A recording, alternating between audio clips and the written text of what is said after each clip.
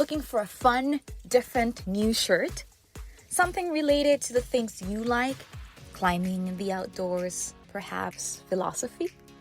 Visit our new store, The Dihedral Goods, on Etsy, and you'll find all that and much more. I'm on!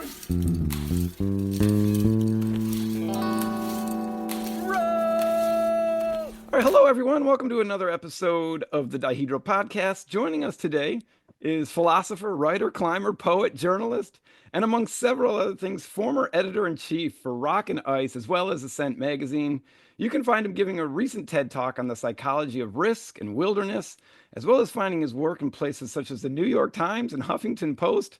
He's written several interesting books, including Society Elsewhere, Why the Gravest Threat to Humanity Will Come From Within, and The Boulderer, a philosophy of bouldering. If someone asked me to invent the perfect guest, I don't think I could do any better than Francis Sanzaro. Francis, welcome to the show. Thanks, man. Too nice. Too nice. Appreciate the intro, man. Seriously, I don't think I can invent a better guest. We're gonna have a blast. It's gonna be fun. I think the listeners are gonna enjoy it. And I thought a good place to start would be maybe just kind of talking about how you got into climbing and into philosophy, and then how those things came together to merge into your first book. Gotcha. Yeah. Man, great question. Good start. And thanks for having me, man. For sure. I'm really looking forward to this. So, Heck yeah. yeah, I mean, I won't go into too much detail about, I guess the larger backstory, but yeah, I mean, it's kind of like, I guess sets the scene as to how it does come together. Mm-hmm. And so, I started climbing when I was around 13 years old in like the backwoods of Maryland. And I was like a gymnast at the time, and my buddy who got in a lot of trouble, his parents like sent him to Colorado, like one of these outward bound trips. They just like sent him for the whole summer, like back-to-back trips, because he was just causing too much trouble. And he came back and he did this thing called climbing. And we're all like, no way, like we got to do that. That sounds awesome. So, we got like 100 feet of tube webbing. We didn't even know like ropes were. We tied that shit around our waist. It went up to a tree at the top of some shitty crag, and it came back down, and like we held like the belay. And that happened, unfortunately, for like a year until we like discovered harnesses and all that stuff. Yeah. But like the sport, I get a little deep. The sport like made sense to me as a gymnast, because I kind of came with like, I don't know, like the muscle, right? As Yeah, gymnasts, for you sure. kind of come packaged with the muscle, and you come packaged with like a sense of like the mastery of like movement, or at least the attempted mastery of it, I should say. So to be honest, man, it was just like a love affair ever since, and I've just loved, like the diversity in climbing. I love the challenge of it. I love how it teaches me about myself. I love just all aspects about it. I love ice climbing and bouldering and sport, just kind of all aspects. So you kind of never really get bored. And so, I guess, to talk about the philosophy, how it came together. I know, like, so I got into philosophy really kind of towards the end of grad school. Always been really interested in like the philosophy of religion and theology. Not like I'm not a religious person really in that sense, but I've always been really interested in that stuff. And so I just realized after like grad school or after like undergrad, I was like, man, I need to kind of take this to the next level. I can't, like, I have this thirst, right? And so, yeah, I just like walked in the door at a school in Colorado. I went to Colorado State for undergrad, mainly because the climbing was so good. Yeah, So for sure. I got to go climbing there. And yeah, and then I was like doing all this, complex academic work, which I know you know really well, right? Yeah. It's hard work, and it's not always aligned with your passions, maybe. Some of it is, some of it isn't. But I had this one professor, this guy Ed Mooney. He started talking to me. He wrote like a lot on like the body and I don't know, nature and Thoreau, Cavell, all this kind of stuff. And he's like, man, like he started asking me like how a climber like works with their body and how we think about stuff. And I started talking to him about like when you climb on shit rock, you kind of sometimes you knock on things, and I just kind of went through, and he's like, wow, that's like so crazy. I've never heard like anyone talk like that. And he's like, you should write a book. And I was like, yeah, like whatever. And then I kind of started drafting an idea. I was like, maybe there's something there, an embodiment, like there's an academic term. Maybe there's something I could write from an athlete's perspective, as an athlete, as a lifelong climber, that I could bring to maybe a philosophical space. And that book ended up being The Boulder. And I'll end on this note. I had sent like a draft of it to John Gill, who's like, like OG boulder, climbed like Yes. V9 in like 1959 and just like dog shit shoes. He invented chalk, brought chalk to climbing. He was a Yeah. gymnast too. And he was like, man, this is really cool. Like, I like this book. And I think with his endorsement, it kind of started me, on a path that wasn't strictly academic, and I think you probably know what I mean by that, right? I really Yeah, started to for write sure. books that were like a little bit personal and stuff. And I don't know that, yeah, I could say more. So feel free to like just hit me up with any like turn and juncture there. But I've been really trying in my own life to bring those two together. And I think the Zen of Climbing, something I recently wrote, was like a big statement for me. I was like, okay, this is how I can really bring a deeper way of thinking about the body of ourself, of our mind, into sport in kind of a potentially innovative way. I don't know. It's really cool that you brought up Gil. I was talking to him a little bit too. He's another No way. academic. Like Yeah. he's a brilliant mathematician, and so Yeah. when you bump into people like you and Gil who climb and get into it, but also have this brain that's just like working on a lot of other really interesting things as well. And so um a while back we were set up to have him on the show, but he just completely lost his voice, and he's just like, what a gentleman though. And so I saw his review on your book, and I was like, man, if I could like have one person stamp a piece that I've written, it would be him. So I'm so proud of that. How did you guys come to meet?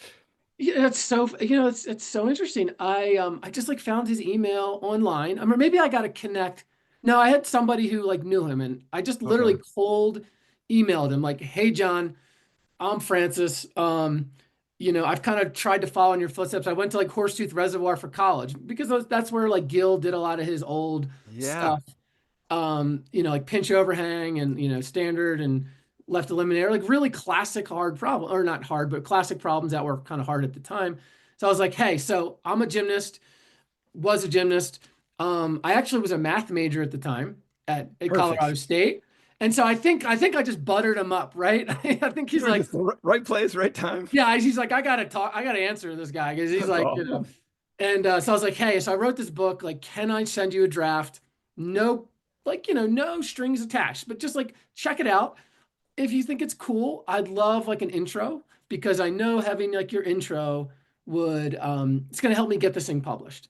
Oh yeah. And he like sent it to him in some kind of like crappy thing, and it was a rough draft. I look at it now and I'm like, oof, like I don't know, like thank you, John. And I think he saw promise in it, and it went through a lot of iterations, but he wrote it, and it really did help me kind of launch like maybe some different kind of writing. It was awesome. He is a gentleman, like you said, and Yeah, he's a badass. Like totally. he's got it up there, but the stuff he just did physically. I mean, if you take him as just like a strength athlete, and if you stop there, he'd still be amazing. Oh yeah, for sure. Not even given some of the stuff, the writing he's done, the conceptual things that he's done, just as a body athlete was Oh, impressive. without, I mean, you got to see the world differently. I mean, you're right. I don't know if he invented bouldering, but he invented bouldering as a sport independent of like big wall climbing. He was a generational talent that changed what we do. Bringing chalk, like it's a brilliant thing to do that I think we take for granted that something's been around forever, but somebody had to get it going, and that was him. Yeah, yeah. He really like, at that time, bouldering was just considered, like this kind of thing you do with your buddies, like after you go to the mountains, or it was never like an end in itself. Like Right. nowadays, they're professional boulders, right? And Of that's course. all they do. Back in the day, it was just guys, drinking beers, they're like hanging out the crag. Like they would try to get up a crag with like one arm, or who could carry the biggest rock up. Like that was kind of the challenges. Yeah. And Gil was like, "Oh man, this is a sport in itself." And he just started like again, he climbed V9 in 1959. At that time, 510 was hard. Like Yeah. 510 was difficult. That's a Like you could go great to point. Yosemite and be one of the best climbers if you could climb 510. And here's Yeah. Gil just by himself doing crazy stuff, climbing Crazy. V9 in like leather shoes with like these, I don't even know what was on the sole, like some Yeah, kind of rubber. exactly. Duct tape. Um, he was like training, he could do like pull-ups on bolts, little hex bolts. An That's animal. still I mean, most pro climbers today can't do that. Oh, absolutely not. Yeah. So just, yeah, visionary, right? A real visionary. Envisioning. Great word. So your path kind of tracked in a different direction from most philosophy majors. Like most people, they finish a degree and then they start teaching and that's about it. But you didn't take Yeah. that path at all. So I'm wondering if that was intentional or is that just something like you followed the wind and it took you in a different direction? It's a good question. I'm going to blame it on climbing. Uh, Okay. and here's why. So like, I graduate, get my PhD, and all that stuff. And you're looking for jobs, right? You're on the job market. Hmm. And there's not a ton of jobs in philosophy of religion. And so I started like, looking on maps. So I was like, okay, here's a job that has really bad climbing. I was like, oof, can't apply to that one. Here's another job that has really bad climbing. I was like, oof, I don't know if I can apply to that one. Yeah, Because I just felt that, to be able to be in the mountains maybe was really important to me, like more important clearly I get it. than that career path. So I started to like not apply, right? I'm just starting to not apply for jobs. And then, the writing was just on the wall at that point. And I was like, okay, I need to figure something out and control maybe where I go so I can have these mountains potentially or have this climbing. And that's kind of what I did. I, had a couple, I worked in like educational technology as a writer. I was always been a writer. I was kind of at this head content writer thing. And then after that, my wife is from Colorado and we're starting to visit this place called Carbondale where I live now, but this was like a while ago. We started Yeah. visiting and I was like, that's pretty sweet.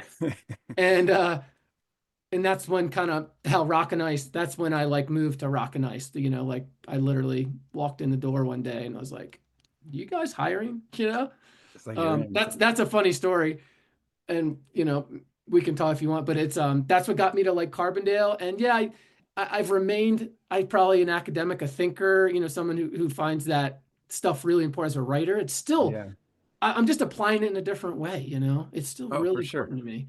Um, Yeah, yeah. I want to hear the story. Like what happened at Rock and Ice?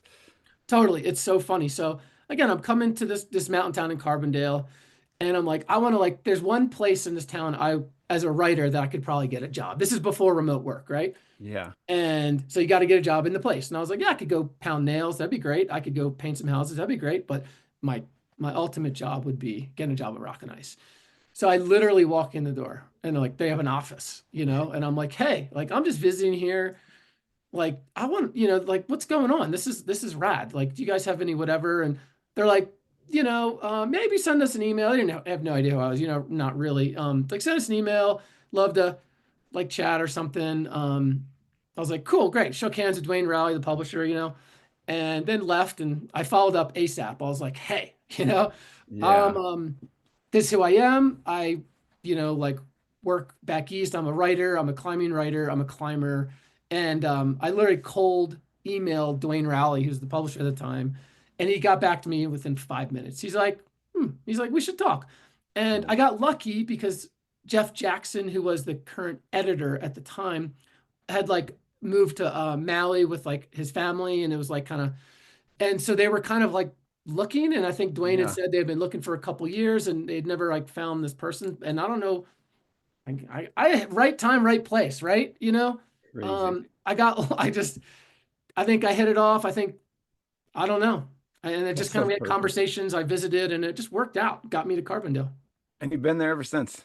Yeah. Yeah. Awesome. Been there ever since. So I want to go back to something you said, like just because you weren't teaching philosophy, it doesn't mean you stopped studying philosophy and working philosophy and thinking philosophically. And so I want to go to a quote of Yeah. yours that I'll set up with kind of you being intentional about finding ways to apply philosophy to everyday life and everyday people. And so, as you know, and I'm sure a lot of listeners think, there's a lot of philosophers who kind of get into this ivory tower mindset and never Yeah. come down. But that's not you at all. So anyway, Yeah. what you said is something along this.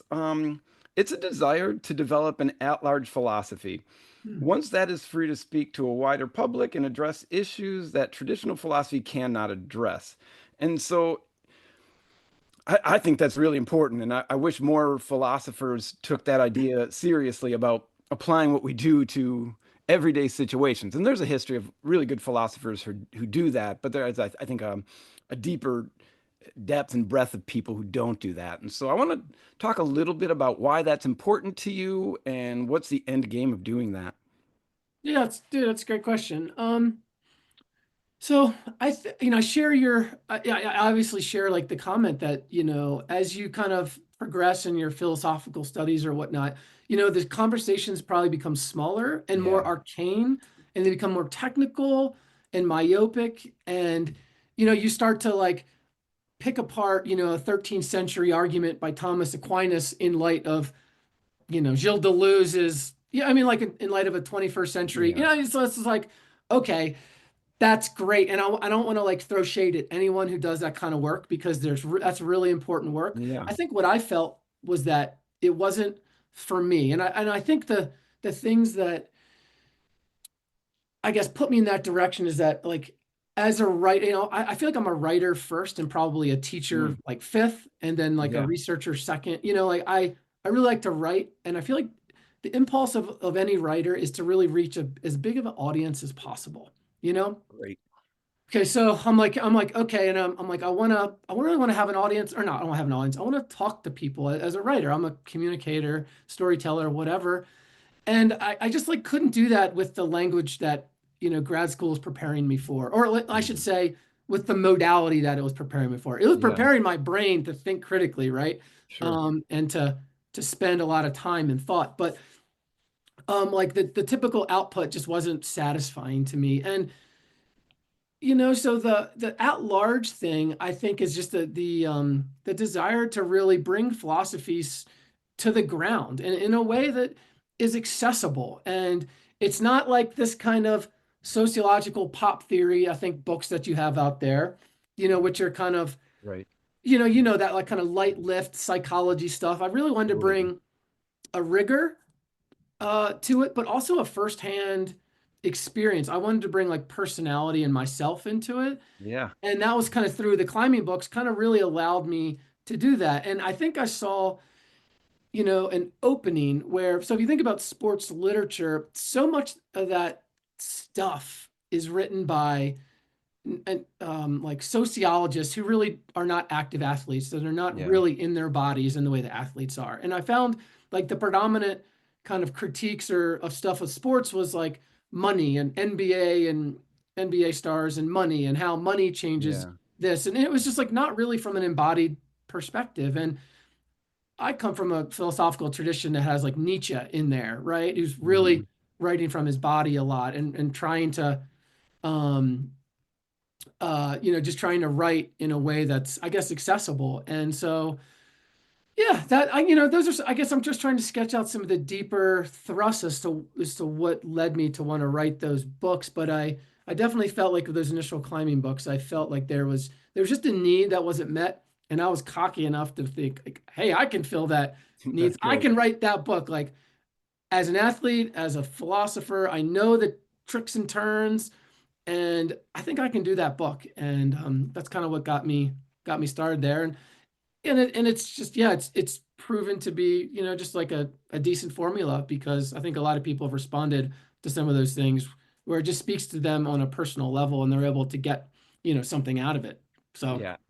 I mean, I'm biased. I mean, that's I love that stuff. I mean, I like the way that you put it, where some people write on these things but don't have experience, and some people have experience but can't write. I mean, there's a history of nature writers who are able to do both. Like yeah, Royal Robbins, I think he's an excellent writer, or John Muir, of course, Thoreau, people like that. And so I yeah, don't know. It just seems like there's a hole, a gap, like you said. And so, like being able to climb into that gap, I think you're right. It takes a certain attitude to be like, I can do this, but to not try it's a shame because that's a great writing and it's a great writing style. So I don't know, on behalf of other people who look at your work, thank you. I think people like you need to continue writing in that sphere.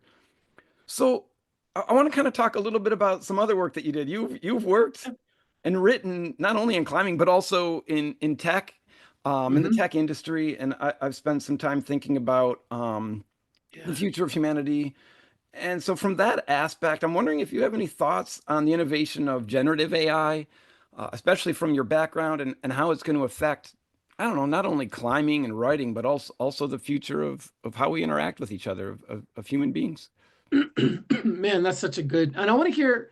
Let me hear your. Can I? I want to talk to you about some of your work too. Tell me some of your interests too. So Yeah. I just because I'm interested. You know. So my the reason I got into this is what 2022 we have OpenAI released ChatGPT to the public, and I am in academia. I teach philosophy full time, and if you were around the people that I'm around, all you would hear is, oh, generative AI is it's ending what we do, and how are Yeah. we going to do this, and cheating, and now we have to use AI to catch AI, and now we got this arms race of, Mm, and that was the conversation, and I just don't think people really were thinking deeply enough about it. I think that's problematic, and it's things that are changing the way that we teach.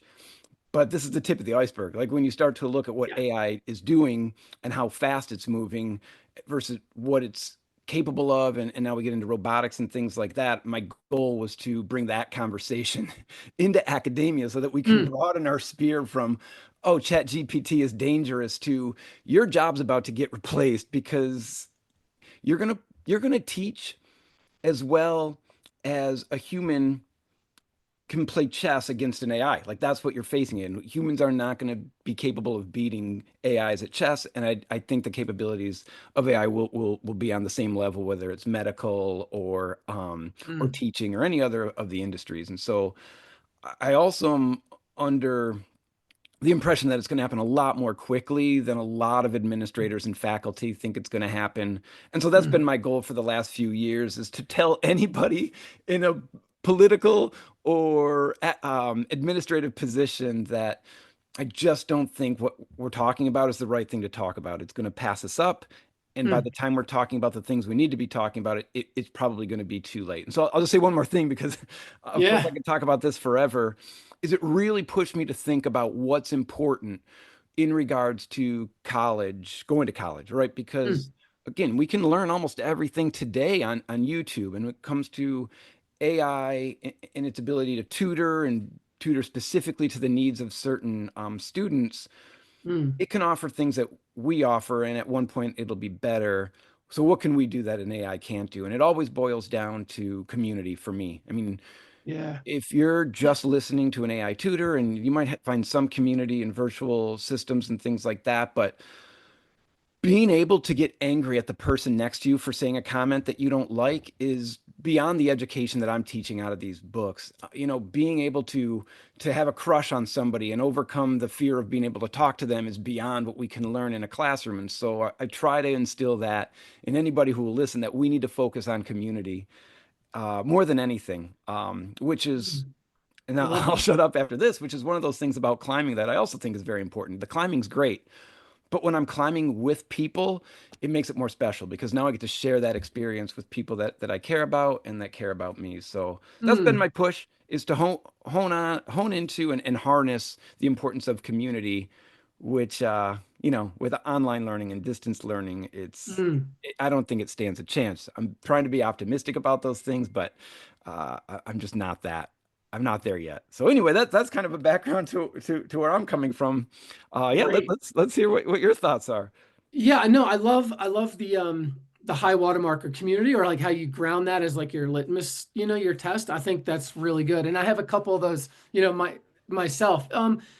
So right, when I wrote the book Society Elsewhere, it was kind of at that when we started to realize kind of the age of the algorithm was upon us, Yeah, and I think it's kind of like it's like the early discussions about how your like Facebook, Instagram, social media feeds really determine like, what you think about during the day and yeah, your interactions. And so it was kind of like, okay, this is a really big thing. And so this is changing not just like our media consumption habits, but how things are getting created, how writing gets done, how yeah, images are getting done. And I think, like you said, two things is one, it's such a huge topic. I almost like to figure out, okay, are we talking about like AI in image making software? Or are we talking about it in automated writing? Or kind of like you said, therapeutic settings where companies are hiring, basically bots run on really sophisticated algorithms yeah. to have discussions about suicide and trauma.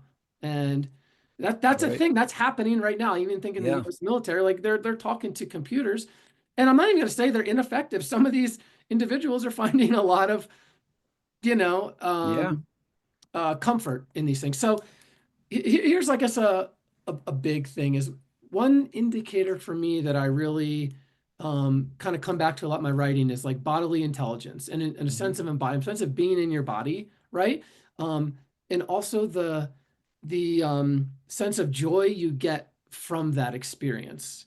And Yeah. so I would say that, what we're seeing the devaluing of bodily intelligence, kind of writ large. And like, for instance, what AI is going to do is it really does it replaces a lot of our intelligence streams that we have, and and not all, some are really good and some are not good. And I think for me, when I think about it, I'm like, okay, how does that increase the quality of your mind or your lived experience? That's what I like really come down to all the time. And you mentioned something about interactions online, Mhm. and that's exactly right. Like, people talk to each other online in a way that they would never talk to each other in person, Right. right? Never. And so, if I would say that would be in my kind of I don't know, valuation, I'd say, okay, that type of experience, we should be really careful about that. We should really watch out for that. Um, and I guess you just have to like keep going. Like, I use AI in my own job, which is crazy, like we Yeah. use translation services, for instance. Like, ChatGPT is excellent at translating to Yeah. Spanish. Yeah, of And course. 10 years ago, you had to have a translator, and you hired someone and you gave them a paycheck, you Right. know? And that was really cool because that created community. Maybe that person had more work. They were, maybe live in your valley or whatever. And now that's not the case. And that's just a small example, but Great example. that's a sadness to it, Mhm. there's a sadness there, that I feel, that I see, and that I kind of, I don't know, cognizant of. But, I mean, we just have to watch out in general about how all these things are affecting our awareness and our attention, because, you know, an information economy, of which AI traffics on, consumes attention. And I talk about this in the book. It's consuming our attention. For And sure. it's the last great resource that we have, is our attention. And everybody wants it. Um, Whether you're, like Instagram or TikTok, everybody wants your attention. And anything that starts to take that from us, I find problematic. So, and again, when your attention is elsewhere, you're not in your body, you're not like in a lived experience. And Yeah, there can't be something good about that. Like, I agree. again, we could talk about like techno utopias and downloading brains onto software and cloud, Yeah. and like, this is where a lot of these innovations are headed, for Hmm. sure. This is where, For like, sure. the kind of the top tier innovators are saying, yeah, like, we're aiming to download consciousness onto iClouds, and that's where we're going to live. And oh my God, you can pick those apart. That stuff's so easy. It's just low hanging Yeah. fruit. But I mean, that's where it's going, and that's got to be a little problematic, right? Oh, at the very least, problematic. Yeah, Yeah, definitely. yeah. Uh, We'll safely call it that. yeah, exactly. In terms of, being an editor for a magazine, how do you differentiate between a human author and, Ooh, an algorithm that puts together something that might be as riveting to the reader, but doesn't come from the background of somebody who lived this experience? God, it's such a. I have this question a bunch with teachers, and I know a couple, and one of them always argues, well, let a student learn how to use AI and fully draft on AI. Like, you should, he allows that, Right. and they should get to learn how to use the tool better, and that's learning. And then on the other hand of the spectrum is, his wife is in humanities, and she always says, well, they're missing out on the experience of writing, right? And isn't Yeah. that essential human component? Um, but I mean, here's kind of where I kind of feel about this one is it is possible to live in a world that becomes dehumanized. Right. That's a thing. Like, if you ever felt like a really cold space, or a space that's uninspiring, it's a real human reaction. And I Yeah. feel like the more we outsource the creative objects that we surround ourselves with on a daily basis, whether that's images or text or streets or how we navigate certain, traffic patterns, the more we do that, the more our world is literally becoming dehumanized. Like Hmm. it's not the result of a human decision making. Yeah. And when you're a human, right, and you're running up against a dehumanized environment, you're kind of like drinking a little gasoline every day, just a little bit, Yeah. and it's eventually going to have its effect on your public health. And I'll give you just like a for example is Please. sometimes like when I'm in, if I'm in like a new city, you'll use like, an app to like get you somewhere, right? Like I'm going to this restaurant, like there you plug it in and you just fucking Yeah. go. And I'm like, sometimes I'm like, I need to get there and I'll do it. But most of the time, I'm like, I'll just follow my nose. Like, oh, look, that's a cool park. I'm gonna go that way. And like, Yeah. I will not be on an A to B mentality. Like my experience isn't dictated by that algorithm, by that AI. Even though the AI is smart, it's telling me the best way to get there. But life isn't about the quickest, right? It's Love it. about the Yeah. quality. And so I'll be like, oh, I'll go through this leafy park. I'll see something cool, and I'll have like an So actual cool. experience that I remember, as opposed to just like, fuck, I Man, gotta that's go right, great. gotta go left. That's a small example, but writ large, I think that's what AI like guiding us through life, and you got to watch out for that because I can say from experience, like yeah, your the human quality, the real fuzziness of human experience degrades. It gets, Yeah. and that's a hard thing to put your finger on, quality of community or quality of experience. That's a fuzzy, difficult term, but I think it's also common sense. And I think a lot of us know what that is when we feel it, but it's maybe one of those things that's hard to articulate. That's a great example. I think about this sometimes. People from perhaps our parents' generation, if they were going on a road trip or something like that, they just had to not get lost, right? Otherwise, you got Yeah, to go to a gas station and talk to a new person, and it might be uncomfortable. But it's shared experience and it's community that we lose when we have our heads like on an app guiding us from point A to point B, or how do we get restaurant recommendations in the 1960s and 1970s? The people that you bump into rather than, I don't know, Google reviews or something like that. And if it's a bad experience, it's a bad experience. And you shared it with people and you talk about it and it's exactly. memorable. Yeah, yeah, and yeah, no, I mean, 100% in the athletic community, it's actually some of the AIs that we think are really helping us. Like for instance, some of these like high-end running like apps, right? That Mhm. are like, all right, you're on pace, like hustle. Like a lot of times when people studies have been shown when people turn off that completely, they run faster, you Oh, know? that's crazy. Yeah. So it's almost like we think this stuff is really good because it's data and we love data. It's science and analysis and our culture loves all those things. We Yeah. idolize those things. Like we just throw them into our lives unthinkingly. And it turns out that they're like Trojan horses, right? Yeah. They're not helping us be better athletes. They're probably not helping us be better people.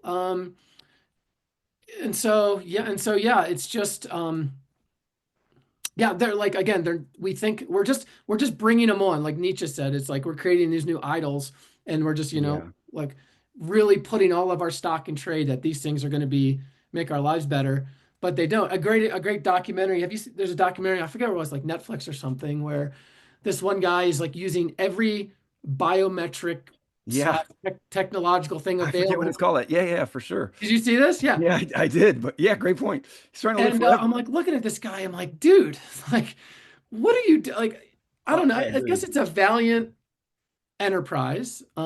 He seems pretty happy, kind of, but it just tells me like, what are you after? I mean, more is not more. If you live 10 extra years in life, that in no Yeah. way means you lived a better life, right? 100%. There's Where's the no, line? there is no way. So come back to presence, come back to your body, come back to like the joy of that experience. If you're just trying to get more quantity, more years out of life, go for it. But I can tell you firsthand that um, you can live 100 miserable years and it will not be as good as like 30 good ones for Oh, sure. absolutely. There's a So difference between being alive and living, right? And just to be that's alive right. doesn't mean you're That's a living. distinction, you know? Yeah. Yeah. So I I'm in this case, I'm just looking for your expertise on a particular topic. So whether it's in writing, actually Hmm. in writing, in philosophy, and in climbing in particular, there's like this weird demarcation where I climb, but I'm not a real climber, or I Yeah. write, but I'm not a real writer, or I do philosophy, but I'm not a real philosopher. Do you have any thoughts on what that means, or if that's important, or if that's even I realistic? know. Yeah, it's a hot topic, right? Yeah. Because I think anybody who is on the inside of climbing, say, and they're saying, "Oh, well, you can only be a climber if," Hmm. they get framed as the gatekeeper. Yeah. And that's, you're being exclusive, and there's a lot of truth to that. Like, oh, you have to be, you know, climb trad, to be a real climber, or you're not a real Yeah. climber unless you stop wearing socks and can climb 512 at the gym. Like Yeah. there's so Right. many ways to get that, and it's really tricky. I'm not big on like that those kind of definitions, Yeah. or like what makes a climber. And I do feel, however, that on the person on the outside or scratching towards the inside, I feel like they often know at some level when they've like given their identity over to something. And I'll give you just like an example is I've been like trying to play the violin and I'm fucking terrible at playing the violin, right? Yeah. Um, and if I'm at a party and people are like, "Do you play music?" And I was like, "Yeah, I'm a violinist." That's not true. You Yeah. know, Great point. Great example. I'm not a violinist. Like I scratch on that thing. But I would never be like, "Yeah, I'm a violinist," because that assumes a lot. Maybe it means I'm posturing like I'm this thing now. And so I'm really careful, even though I'd never tell a climber you're not a climber. I'm really careful on as a beginner to be like, hey, I'm not this thing. Now, what I'm not saying is that someone who climbs 5'9" at the gym or just started shouldn't be a climber. Like they should just figure that out on their own and fuck the rest, Yeah. I, I don't know. I'm struggling to answer that one. That's a I guess what is the whole enterprise serve? Like the Yeah. whole exercise of in or out. I guess it's related to community, which is your question, right? Yeah. So I don't know, man. That's a tough one. It's definitely happened all throughout the climbing community. Is you've have these definitions, but I can tell you. I mean, here's some historical context. Is like what was a climber in the 70s was kind of the Yosemite climber. That was a climber, right? Right. And boulders weren't climbers, and then sport climbing started, and they weren't climbers because you had to climb trad and Yeah. you had to put in pitons, and so sport Right. climbers were totally lame.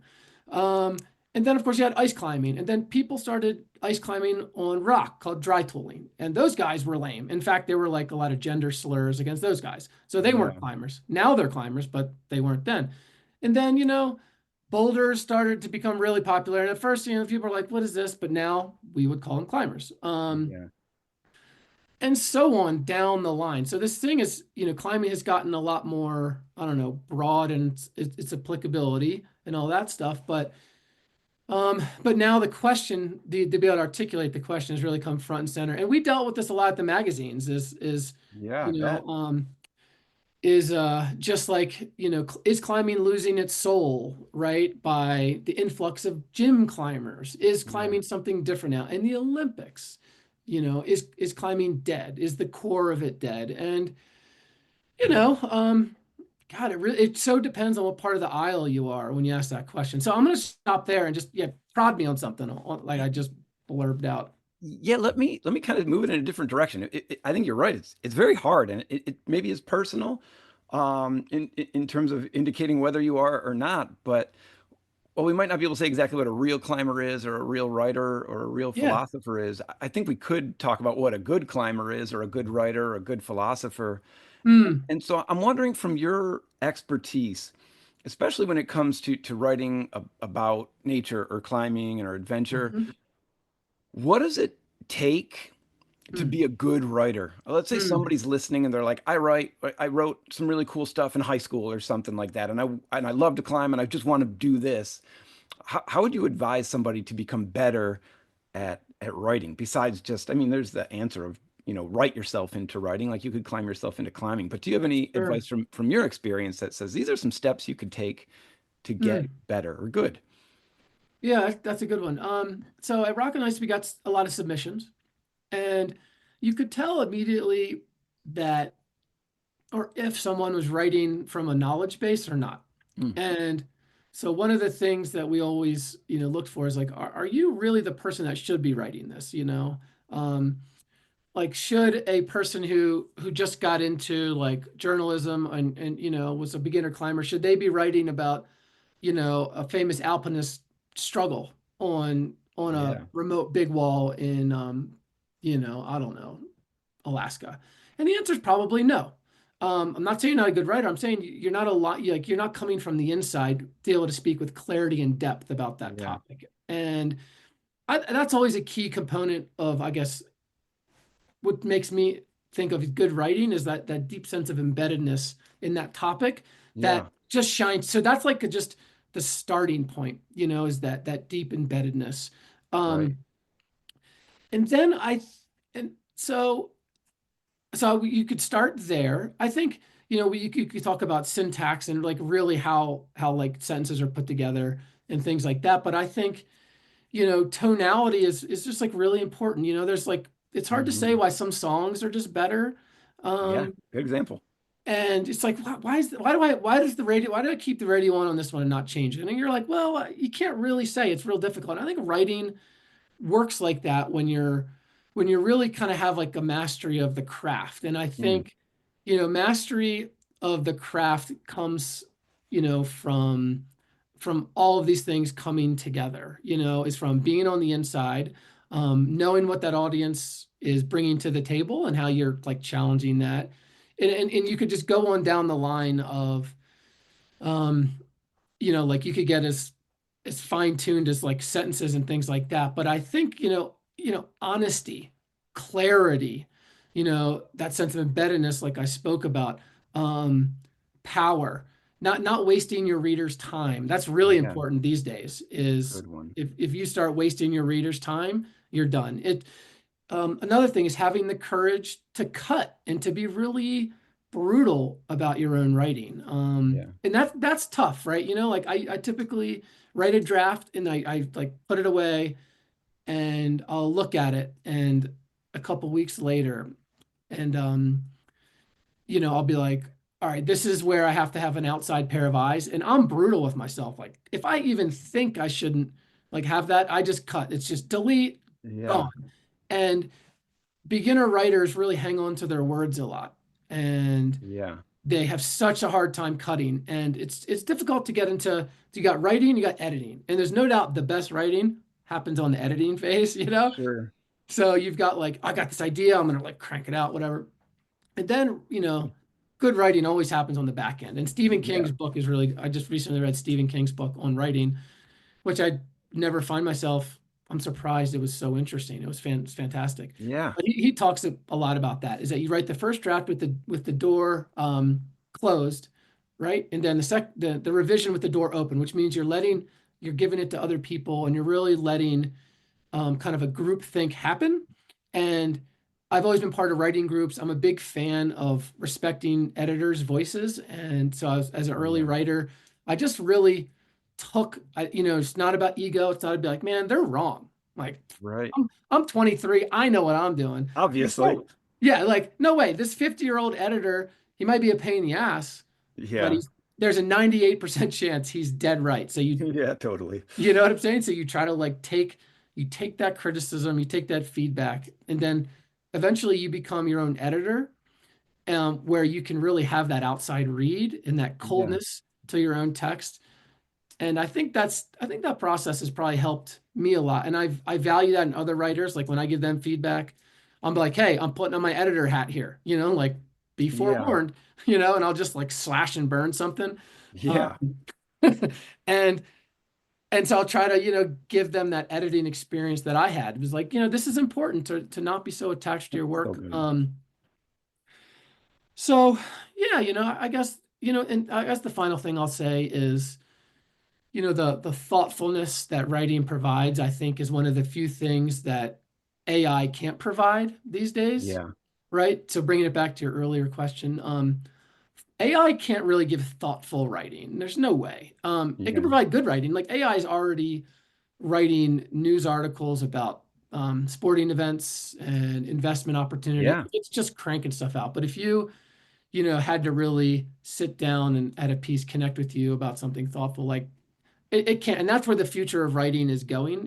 That's where Yeah, I That's can where see it's that. its niche is going to be, is in a decidedly human thing, because everything else can be automated, just like in Yeah. when they're building houses, like you can have robots build houses, but they can't really do the fine work on around a kitchen sink. Great. That's not possible yet. So that's Yeah, kind of where writing's going. It's going deeper, deeper into the human experience, and that's always been of interest to me as a philosopher, as someone who's like done a lot of meditate, or been basically like a kind of a Buddhist most of my life. That's yeah. like where I've gotten my juice from. Um, so anyhow, those are a That's couple. great. That's great advice. I'm wondering if we can talk for a little while. I know this could go as we could spend an hour on this, but you have an interest in keeping the wilderness wild, right? And Yeah. talk about that a little bit. I'm wondering if you have like a moral argument for that, or is that just something that you feel inclined to Hmm. embrace? Like, what's your approach on that? Yeah, no, that's a good one, man. So I think that TED talk was probably like came out of a deep uh question I couldn't wrap my head around, right? So it's like people really value nature in our day and age. The visitation parks to national parks is going up, like Yeah, every especially since COVID, like more people are going yeah, outside, record numbers. Um, and yet, like at the same time, we're going outside and we're increasingly frustrated by the wild nature of nature. And that really hmm, confused me. I'm like, like aren't you going outside to have this experience in something that's totally non-human in a sense, yeah, right? Non-urban. It's got its, and like self-willed is kind of the deep source of the word wild. Self-willed, it's willing itself. It's like not willed by us. yeah, And this is despite a lot of national parks being quite managed, including their population herds and whatever.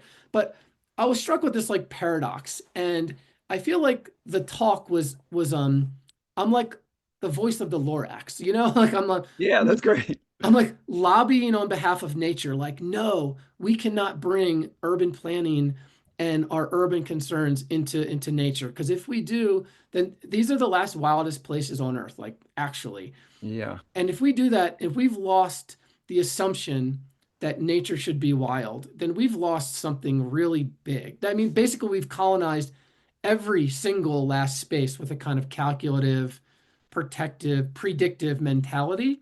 yeah, And that to me is really destructive. Like, come on, we have to have limits, right? I understand that the human mind wants to constantly deploy itself at all times and all places. Like it's just yeah, trying to control, predict, manage, make safe. And that's a human thing that we just are hardwired to do. But we got to see the limitations of that. And the limitations for me, it's like, let's draw a line in the sand. Can we agree that wild places should remain wild, right. and let's back off. Let's not sue a park because a ram attacked somebody. Oh, Like for sure. that's a wild animal. Right. Like, It's a ram. Like, what do you think?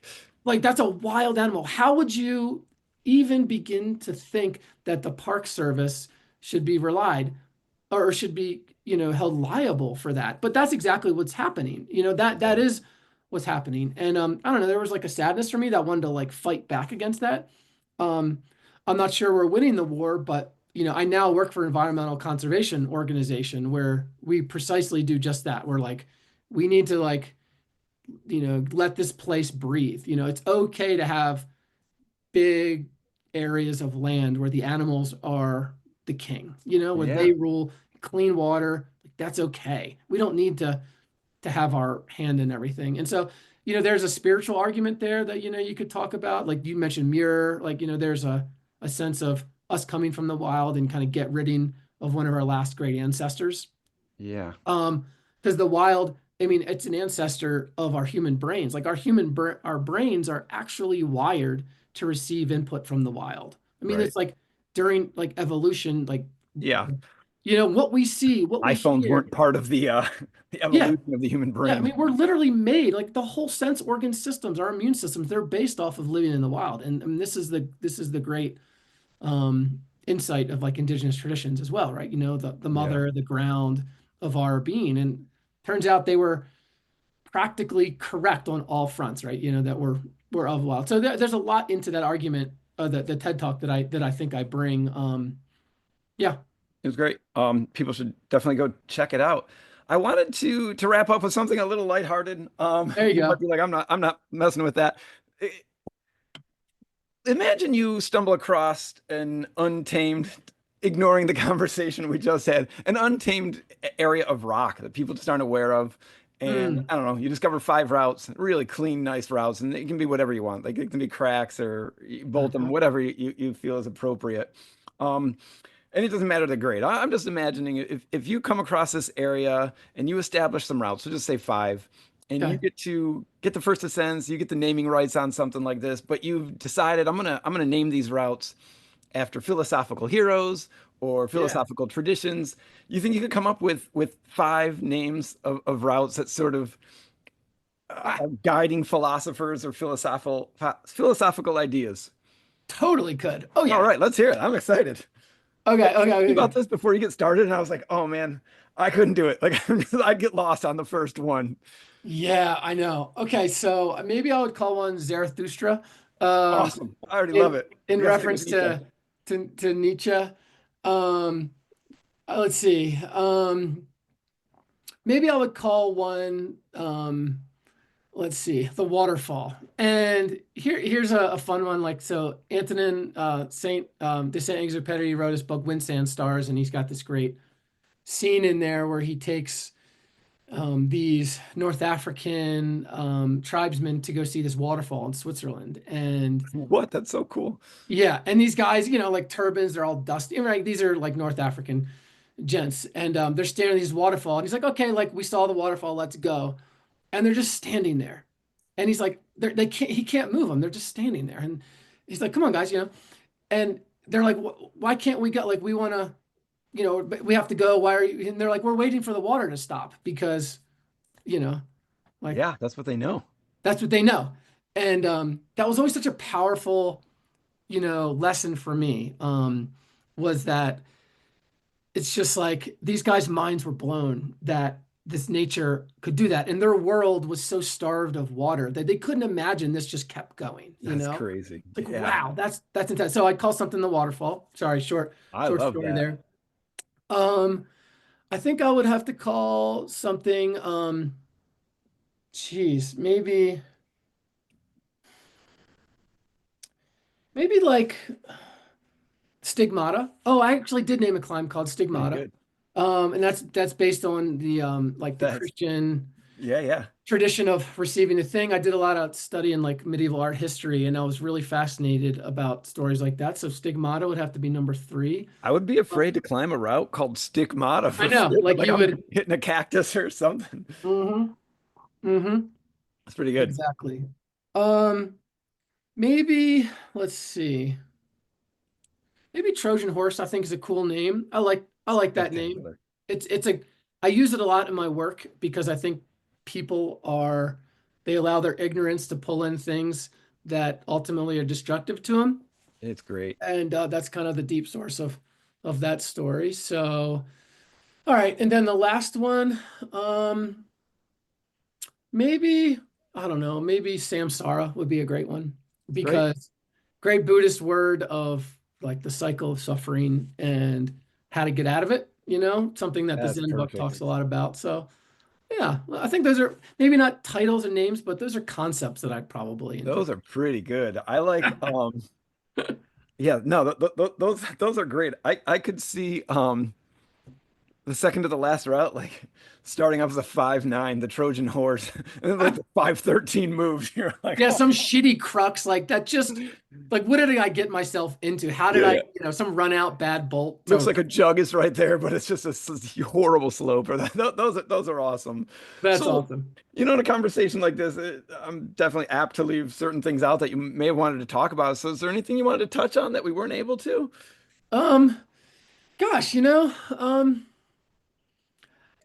I enjoy hearing about your work too. I'm just really glad that I got to talk to fellow philosopher and like your struggles of inside the academy and out. And tell me a little bit about that. How are you navigating, kind of some of that nuance as a writer. Like tell me some of what's going on in your brain there, because I could sense there you like you're thinking about that. Yeah, I do appreciate that. I look to people like Bertrand Russell, for example, who Mm, kind of wrote this like really, really intense, deep ideas about logic that was world changing. But then he'd write a book on happiness, something like yeah. that. And so that idea that John Stuart Mill's another example of a great philosopher who had the ability to write to certain people. There's Karl Popper in the Philosophy of Science who Popper's awesome. he Yeah. writes so beautifully. Like I've never read somebody who writes about things like quantum mechanics in ways that I'm like, oh, I get quantum mechanics now. It's Yeah. really appealing. And so in a lot of the stuff I do, so we have a blog, me and a few other people who are more in physics background, but we try to write, Mm, somewhat within our discipline with climbing as references. And so to mm, try to teach different arguments in logic through mm. climbing or, concepts in metaphysics and epistemology. So I really do my best to do those types of things so that it doesn't just die. I, maybe Yeah. I don't know if you've ever had to face this in grad school or throughout the years. I'm sure you have in a lot of places, but on airplanes, I'll be sitting next to somebody and be like, "Oh, what do you do?" And I teach philosophy, and they're just like, "Oh, what a waste!" And I'm just like, "No, it's not a Yeah. waste. What are you talking about?" And so there's I don't know what they would call it. I don't know what the division is called, but they have like accounting and computer science and things like this, and they always refer to the humanities as to the students, those people who are wasting your time. And for me, I've become probably more recently almost a soldier trying to defend the humanities because it's really sad to me that like this notion of just pure capital over humanities is taking over, which I don't think it is. And I do think that value is going to shift in a world of AI where, tax accountants' jobs can be taken, but how are you going to take the job of a philosopher? We don't really get paid anyway. We just think. And so I think there's going to be a lot more Mm. value in, I don't know about monetary value, but in terms of conversations, if you have everything and all of our needs are met, like, what are you going to talk about? Nobody cares about your investments or economics. They care about the human aspect of it. So I try to bring that to a lot of my work. I just think it's important. And when I read that about you and some of the work you did, I was just like, oh, this is kindred spirits right here. This is spectacular. So anyway, I, that's I love kind of where I I'm at. love that. I love what you're doing there. Like, coming to AI, like, AI is going to have all the bases covered about, how to invest and, like it's like and maybe even what to eat, it's going to get all this stuff Yeah, figured out. And then the kind of the last remaining core of like this knowledge base is going to be precisely, I think, philosophical knowledge. And yeah, I think people like you just continue to come out of the woodwork because like the figure of the philosopher or of like a thinker or someone who's like really critical of like society at large is really rare, oh yeah, who's out there. Like it's not something common, and it didn't used to be that way. If you think about our great intellectuals, like if I was to go on the street and be like, hey, like who's a public intellectual that you like admire, people are not going to be able to answer so true. two What people. would they say? What are they going to say? Literally, what are they going to say? Yeah, Who are I they have going to say as a public? Maybe like they'll get like a Malcolm Gladwell, right, or maybe. I've asked this question a lot, and people are like, what's that? And I'll be like, That's amazing. it's amazing. And it wasn't always so. Like in a lot of ways, there's been a lot of periods throughout history where like the philosopher or someone who thinks really critically about culture and people in it were kind of held in a high esteem, and they really were relied upon, maybe as wisdom keepers or Yeah, however you want to say that. Even in like France last century, like people like Foucault were on the nightly news all the time, literally. yeah, He's on the news, that's you know. crazy. Yeah, totally. Like so, like Foucault, what do you think about this? And he'd be like, oh well, and then go into some like huge That's like, diatribe. again, how do you have him on the news? Our news is not like that. No, you get some shitty talking head person who's like, well, I think George, and there's Yeah, no insight. There's as no they insight. promote their book on like nonsense in the background, for sure. Yeah, so I mean, people like, yeah, in the philosophy, they need to come out. Even if they're still on the inside, they need to know that the best output of the work is outside. But that's a hard transition, It Like is. it's a how do you do it? What are the engagement points? What are the avenues? What are the platforms? It's tough, but I think if the more people do it, the more it'll get valued because there's so many smart people inside of these universities, inside their heads that, I think we need them we need them now. Like we need course correctors, as you could call it, right? Great. I love that. Yeah, So for sure. So yeah, you get into your intro class and you just try to rock their world as much as possible, and hopefully they continue the conversation throughout their lives, and most we yeah, can do from that perspective. that's right. Yep. I know I've had great teachers, throughout my life and people that really challenged me and, were supportive of me leaving, academia in a sense, in a formal sense. But Yeah. again, I'll come back to Pierre Hadot, philosophy is a way of life. Hmm. And I'll always be, a philosopher. I mean, there's no question throughout my Yeah. life, whether I'm in teaching or not, it is something that's just part of me now. So, That's perfect. So I want to thank you so much for joining us. Is there anything you want to promote or plug? I think I mentioned some of your books, but if you're just like, no, this is the one you guys need to be ordering right now, feel free. um, no, I think, like go find yeah. The Zen of Climbing was recent. I think that, Yeah. check that out if you kind of like some of the ideas here. That's a book that tries to get into some more, you know, um, deep mind reflection on the Yeah. climber's mind. I think that was a fun one. So I don't know if people are looking for some stuff, that's a good one. Awesome. All right. Thank you so Yeah. much, Francis, for joining us today. I hope that you will join us again sometime soon. Oh, totally. Yeah. Thanks, Kara. It was great. I really enjoyed it. Yeah. If you're listening to adventure stories, then you should visit thedihedral.com. You will find stories from other members of the community and read about climbing, life, and the outdoors. Follow us on Instagram, Facebook, and Twitter. Let's connect and climb on. I'm on.